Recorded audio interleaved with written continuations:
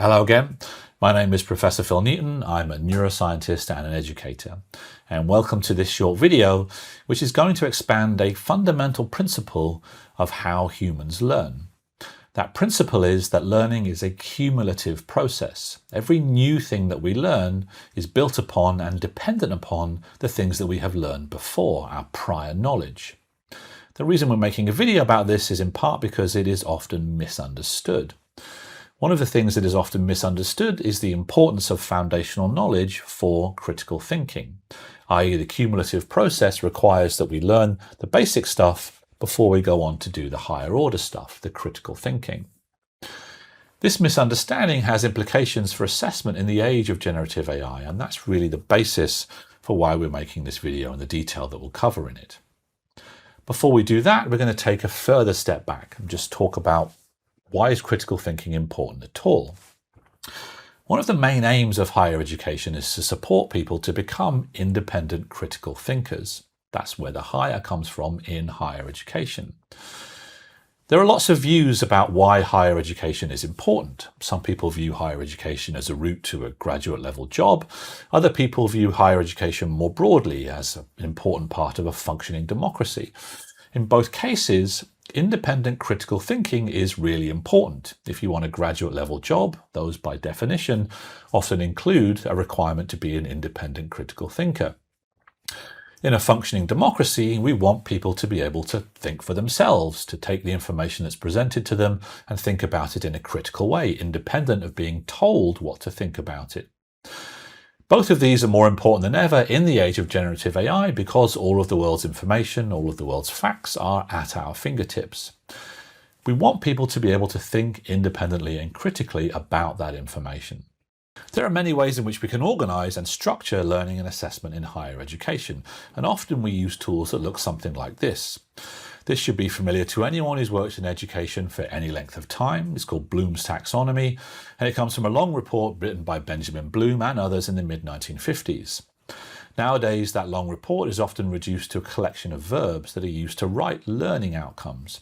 A learning outcome is a statement about what a student should be able to do by the end of their learning, and forms the basis then for the teaching and the assessment of that learning. The idea is that when you start with novice learners, people who have little or no prior knowledge of a subject, the learning outcome that you write for them uses verbs at the bottom of the taxonomy. This allows them to demonstrate that basic knowledge, so you use verbs like recall, state, label, repeat, etc. If someone is learning something for the first time, you might ask them basically to memorize the basic information. You test that by seeing whether they can recall that information, or label a diagram, or repeat that information. As people become more expert, their learning progresses and they accumulate knowledge, learning, understanding, skills, etc. They move up the taxonomy. Let's assume they have become independent critical thinkers. We demonstrate that by helping them to learn and assess them against learning outcomes that ask them to evaluate complicated situations, to assess, to judge, to justify those situations. Those are the verbs that are at the top of the taxonomy. Bloom's taxonomy itself is often misunderstood, and there are a number of issues with it, but the underlying fundamental truth is accurate. Learning is cumulative. Each level builds upon the learning that happened previously. You can see this same type of arrangement represented in somewhat simpler forms. This is one that's very common in medical and health professions education. It's called Miller's Pyramid. This is more about assessment, but it still shows that same basic principle that when we are helping people to learn a skill, we start by helping them learn the basic knowledge. What do they know? Then we move up, helping them demonstrate that they know how, to show us how to do something, and then eventually to do it in the workplace. This is perhaps the simplest version of all from the National Board of Medical Examiners in the United States. These are the people responsible for certifying the learning of future doctors. Their system simply classifies their applied knowledge exam questions into lower level, which assess the recall of basic knowledge, while higher order questions test the application of that knowledge. What is important in all of these, and perhaps the thing that is most misunderstood, is their cumulative nature. The higher levels of each taxonomy require the lower levels. They require the knowledge and the skills at the lower levels to be able to do the things at the higher levels. This applies not just to learning, but also to things like consciousness and how we navigate the world on a minute-by-minute basis. Most of what we do when we're trying to make sense of what we see in front of us is we interpret it on the basis of what we already know. The misunderstanding is that we can skip the lower levels and go straight in at the top. The idea that we don't need to learn facts anymore, we can just go straight in and do critical thinking.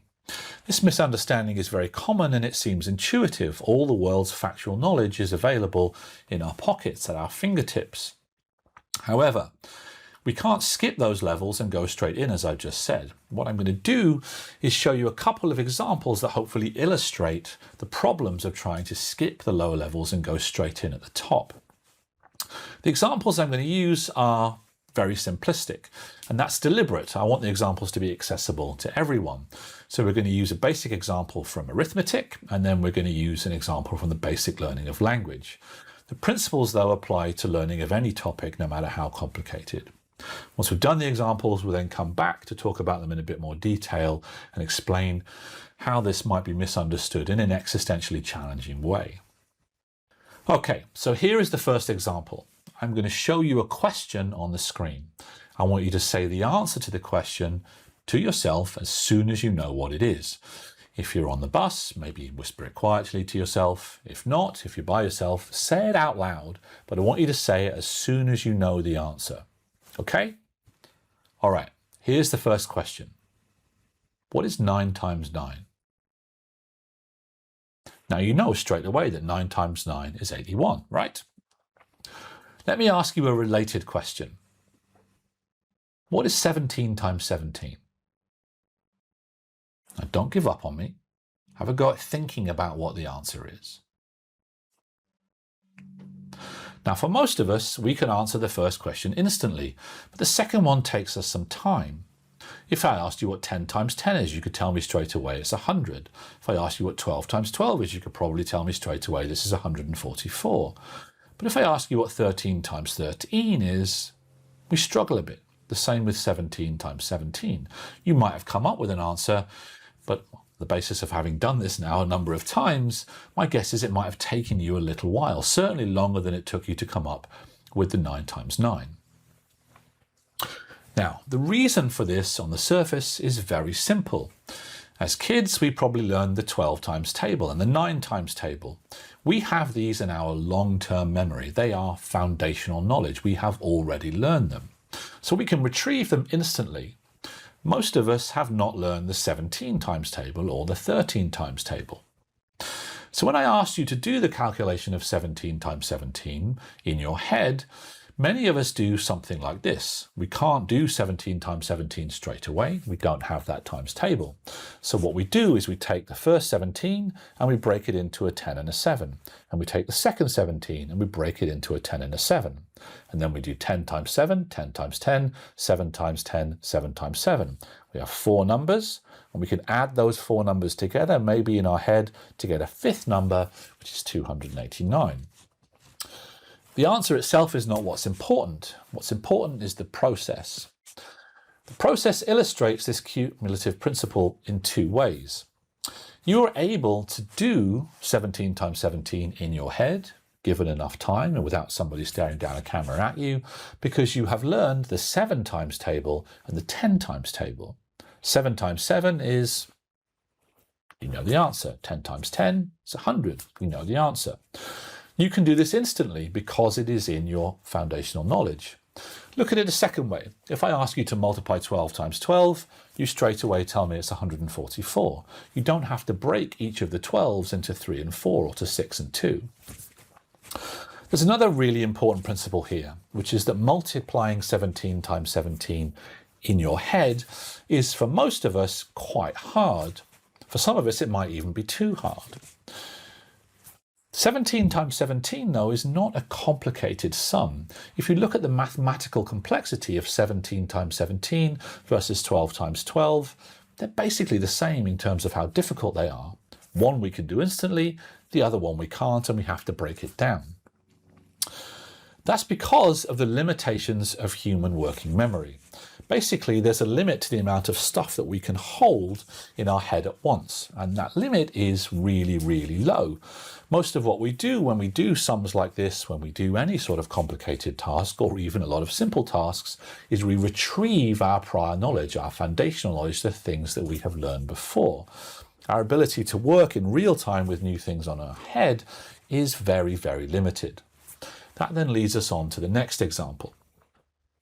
This is an example I'm going to show you from the great Dan Willingham. He's a cognitive psychologist who's done a lot of work on these ideas. The example that he uses, and I'm going to show you now, is to show you a sentence. I'm going to show you the sentence and I want you to read it, and then I'm going to ask you some questions about it. The sentence is as follows. Tricia spilled her coffee, Dan jumped up to get a cloth. Tricia spilled her coffee, Dan jumped up to get a cloth. So you read that sentence. I think for most of us, it makes sense. We know what it means. Let me ask you some questions about that sentence. Why did Dan get a cloth and not a vacuum cleaner?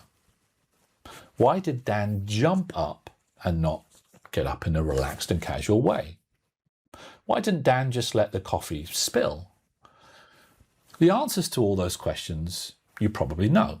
Dan got a cloth because it's a liquid. A vacuum cleaner would normally be used for something else. Dan jumped up because coffee is hot, and because coffee is a liquid, the liquid would spread and the hot coffee maybe burns. You wouldn't just let coffee spill because it makes a stain. Water might not stain, coffee would. All of that information that I've just told you, that you probably came to yourself, that comes from your prior knowledge. None of that information is in the sentence. But you need to use that prior knowledge that you already have to make sense of what you see in front of you. If you had no prior knowledge, you wouldn't be able to interpret that sentence. Let me show you an example of what that looks like. What does this say? Any idea? Most of us will have no idea. We don't even know what the language is. It just looks like squiggles on the screen to us. But if you are a resident of the nation of Georgia, then you will instantly recognize the language as being your own language, and that this particular phrase is the motto of the nation of Georgia, strength and unity. For those of us who don't have prior knowledge, like I said, this is just squiggles on a page. Now imagine trying to do some critical thinking, let's say to critically appraise a research paper, when it was written in the language at the top of the page, when it was written in Georgian. If you can't even read the alphabet, you can't make sense of anything that's written. It would be absolutely impossible then to do any of the higher levels of thinking. Let me give you a slightly different example. Have a read of this sentence.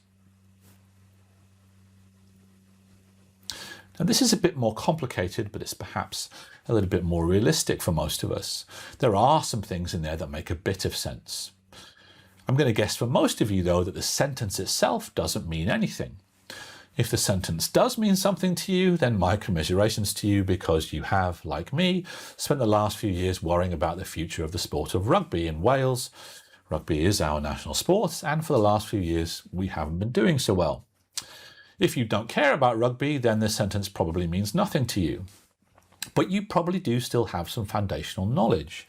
You know what some of the words mean individually. You know what some of the numbers mean individually. So you are on the lower levels of those pyramids of learning. But the next level up, turning that into an understanding of the sentence, is quite hard. The sentence means basically nothing. Let me talk you through what the sentence means. OMG, oh my God, that probably means something to most of us. LRZ is Lewis Rhys-Zammit. He's an exceptional rugby player who is famous in Wales.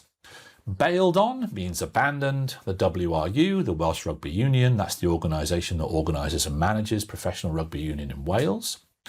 Lewis Rhys-Zammit bailed on the WRU for the NFL. That's the professional organisation that organises professional American football in the United States.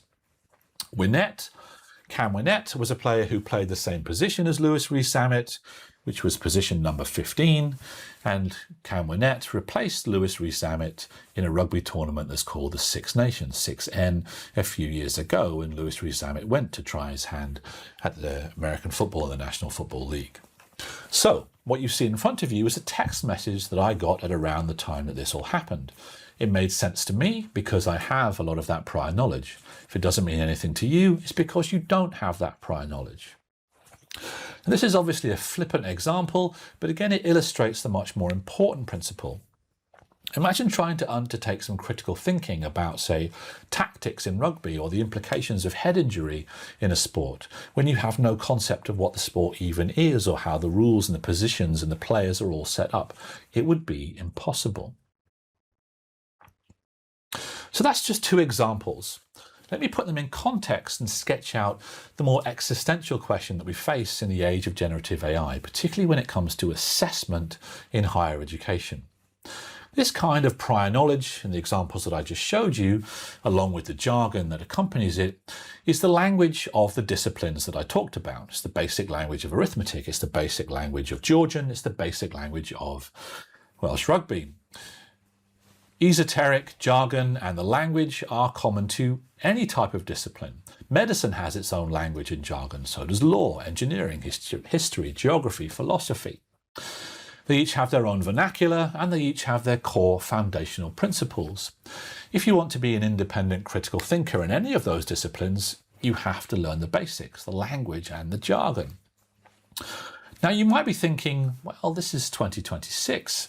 If you were faced with a language or a topic that you did not understand, you could now ask AI. You could ask AI to translate that sentence from Georgian. You could ask AI to translate the rules and problems of Welsh rugby. And it will do that, and it will probably do it pretty well and be pretty accurate. Same with a maths problem. With a simple maths problem, you could even just go back as far as using a calculator. Those issues are more to do with learning, more to do with navigating the world. Whether or not AI tools like ChatGPT can help people learn a topic is still hotly debated. There are multiple meta-analyses that claim that ChatGPT can help students learn. There are also a number of studies which claim that using ChatGPT and other AI tools impairs learning, weakens learning, and even some that claim that AI has dramatic effects on the brain itself. All of those studies, both the positive and the negative ones regarding AI and learning, are problematic in a number of ways. And this is probably an issue we're probably not going to get an answer to anytime soon. It's just a bit too soon to understand whether AI is a positive or a negative for learning, and it's probably very contextual as well. I will lay my cards on the table and say that AI has certainly helped me learn a lot of things, and it's helped me learn them at a speed and a depth that wouldn't have been possible with tools that were around before ChatGPT. But part of the reason why I'm able to do that is because I am, well, an old professor. I have a lot of foundational knowledge on the topics that AI is helping me to learn. Where I think these foundational knowledge issues become really important is not so much about learning, but around the assessment of learning and what that assessment means. Assessment is really important. A university undertakes assessments of its students so that it can certify what those students can do. That certification, in the form of a degree transcript, is the graduate's way of proving independently what it is they can do, what they can do themselves, whether they're using that to get a job or to be a member of a functioning democracy. Imagine these assessments are undertaken with AI present. You might be able to copy and paste an exam question or an essay question into ChatGPT, even if you have absolutely no idea what the question means itself. Imagine it's written in Georgian or it uses complicated maths. Even if you have no understanding of those basics, you can copy and paste the question into AI and it will give you an answer. And the power of AI means the answer is probably going to be pretty good, even if you yourself don't understand it. But if the assessments are undertaken with AI present and then you can submit the answer, well, then you might well get a good grade. But what have you learned? And what does the answer to the assessment question mean about what have you learned? Going back to our original question, who is doing the independent critical thinking if we just use AI to answer assessment questions for us? I think we want humans to carry on doing independent critical thinking. At least I hope we think that. If we want that to still be the case, then university assessments really need to certify what it is that a human can do by themselves without AI. If Certainly, if we want to continue to teach people core foundational knowledge of a subject and then we assess it, that assessment has to happen in the absence of AI. We can't skip those bottom layers out, otherwise people won't be able to do the higher levels for themselves. Certainly in the real world, people are going to be able to use AI, say, in the workplace, and there is a place for teaching people how to use it and what it means. But if we really want people to be able to be independent critical thinkers, and in that case, independent of AI, then I think most, possibly all of our assessments need to keep AI out so that we can continue to certify the learning of human learners. Okay, that's the end of this video. These are some references that we used from Dan Willingham and from our review of Bloom's taxonomy, as well as the flag of Georgia. If you have any questions about the content of this is my email address, and there are some further videos on the YouTube channel. All right, I'll see you in another video. Bye-bye.